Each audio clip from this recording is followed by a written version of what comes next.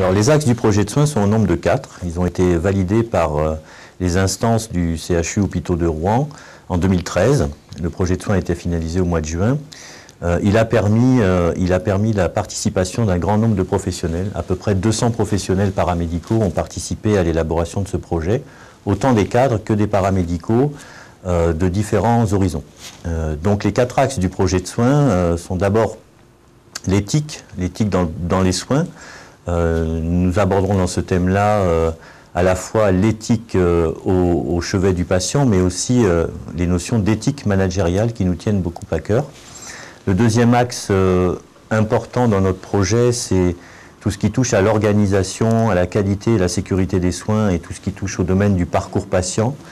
Donc ça, j'allais dire, c'est le gros morceau du projet de soins. Et dans ce domaine-là, on touche à la fois au parcours du patient dans l'institution, mais aussi dans le domaine de la gestion des risques, notamment liés aux soins, qui est un domaine extrêmement important de nos jours, et aussi tout ce qui est dans les thématiques de la performance des organisations de soins, c'est-à-dire adapter au mieux nos effectifs à une activité soignante, et puis bien évidemment, comme nous sommes dans un centre hospitalier universitaire, pouvoir réfléchir sur les notions d'expertise en soins, puisque nous avons beaucoup d'experts dans notre CHU, mais nous ne les connaissons pas forcément, donc nous allons faire un travail de recensement de ces expertises, et puis travailler et développer la recherche en soins, la recherche paramédicale, que nous souhaitons travailler en collaboration avec les équipes médicales.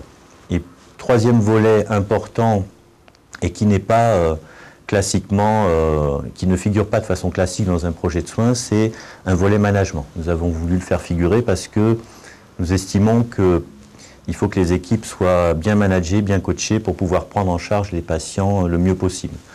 Donc dans cet axe-là, on s'intéressera plus particulièrement, nous, ce qu'on appelle au management situationnel.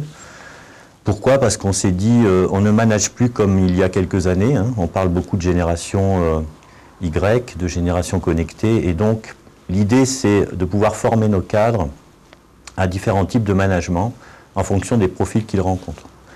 Donc ça, c'était un premier axe important. Un management situationnel aussi, façon à former nos cadres aux différentes situations qu'ils peuvent rencontrer dans les domaines des soins. Ça peut être des situations d'urgence ou de catastrophe, mais aussi des situations difficiles en termes de ressources humaines pas toujours disponibles.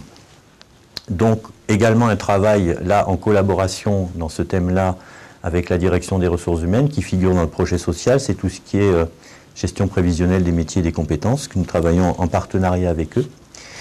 Et puis également réfléchir à la thématique du parcours cadre dans notre établissement, c'est-à-dire que nous allons travailler sur le processus à partir de la détection des potentiels de cadres jusqu'à la formation continue des cadres. Et donc ça passe par les faisant fonction de cadres, comment on les encadre, et puis travail avec nos instituts et l'Institut des cadres en particulier qui doit se développer et devenir un outil pour nos cadres au CHU Hôpitaux de Rouen.